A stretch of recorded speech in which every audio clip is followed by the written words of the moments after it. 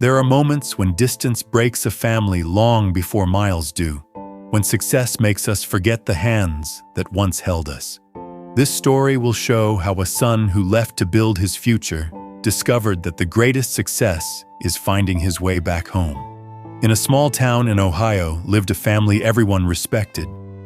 Robert Miller, a humble man with tired hands, owned a small grocery shop that had been running for 20 years. His wife, Linda, worked as a librarian at the local school. Their only son, Ethan Miller, was the pride of their life. Ethan was brilliant. Straight-A student, science club president, scholarship winner. Neighbors would say, "That boy will go far," and his parents believed it with their whole heart. When Ethan got a job offer in New York City, they cried tears of happiness. Robert shook his hand and said proudly, "Son, you're going to build a life much bigger than this small town." Ethan hugged his parents and promised, "I'll come home often. I'll take care of you both. Everything will be better now." For the first year, he kept his word. He called every weekend, sent money home, came during Christmas, brought gifts for his mother and tools for his father. But success has a quiet way of changing people. After his promotion, Ethan's calls became shorter, then less frequent, then months apart. When his mother called just to ask how he was eating, he would say, "Mom, please stop treating me like a kid. I'm busy." When his father asked if he would visit for Thanksgiving, Ethan replied, "I don't have time for small-town holidays." The words stung, but Robert and Linda stayed quiet, hoping he would understand someday. Months passed. Finally, Ethan returned home. But he didn't walk in with love. He walked in with arrogance. He looked around the house, the old sofa, the cracked paint, the tiny kitchen, and frowned. "Why is everything still the same?" he asked. "You should renovate, modernize. This place looks ancient." Linda said softly, "We don't need much to be happy, Ethan." He didn't hear her, or maybe he didn't want to.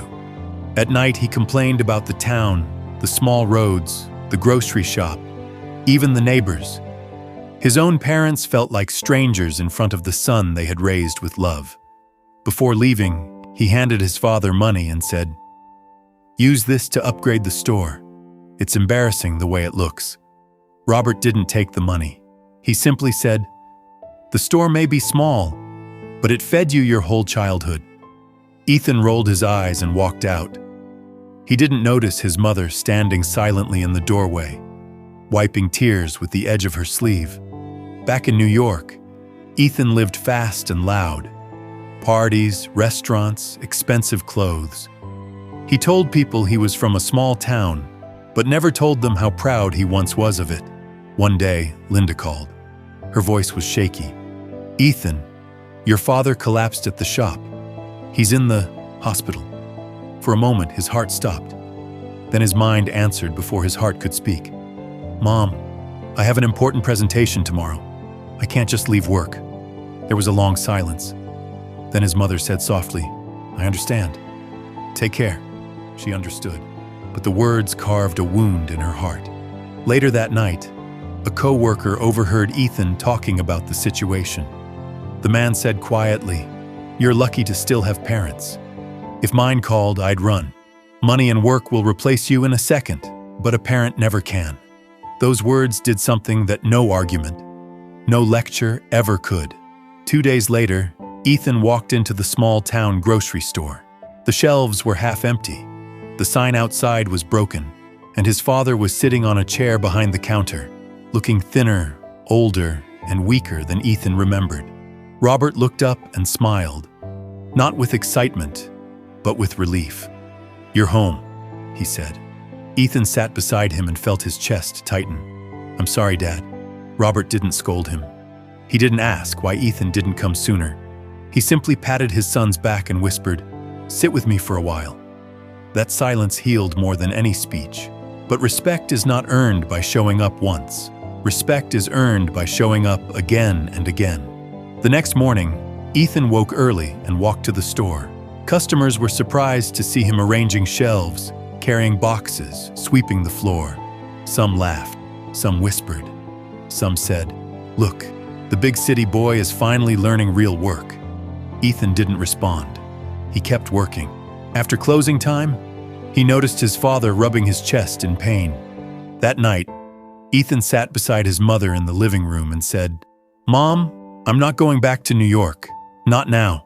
Linda looked at him with disbelief. "You have a big job there." He shook his head. "What's the point of success if I lose my family to earn it?" In the weeks that followed, Ethan repaired the leaking roof, repainted the store sign, created a delivery service, and set up a small website for online orders. The shop began to grow. Customers came more often. Business improved. But more importantly, the house began to feel warm again. His father smiled more. His mother cooked his favorite meals. The silence that once filled the rooms slowly disappeared.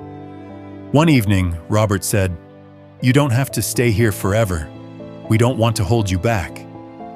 Ethan replied, "Dad, leaving wasn't the problem. Forgetting was." He took a remote job and stayed in Ohio, not because he failed in New York, but because he finally understood that success meant nothing if he became a stranger to the people who loved him first. Years later, the small store became a popular community market. People came not just to buy things, but because it felt like home. Ethan stood behind the counter one evening as the sun set outside. His parents laughed, together while organizing the shelves. For the first time in many years, Ethan felt full, not with money or pride or status, but with peace. He whispered to himself, "I left to build a life, and I found it right here."